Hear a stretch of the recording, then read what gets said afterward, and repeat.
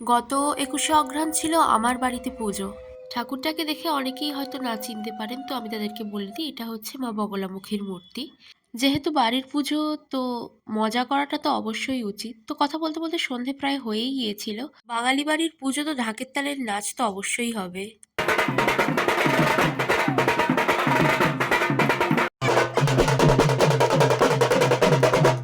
এনারা হচ্ছেন আমার বাবা আর আমার দুই পিসি। তো এখানে আমি আর আমার দিদি বসে পড়েছিলাম সংকল্পে। সংকল্প হয়ে যাওয়ার পরে আমি কিছু ছবি তোলার প্রচেষ্টা করছিলাম, যেটা আমি পারিনি। বাজছিল তখন প্রায় 4টের মতো। মধ্যরাতের বেশি হয়ে যাওয়ার ফলে সবার চোখে প্রায় ঢুলুঢুলুই করছিল।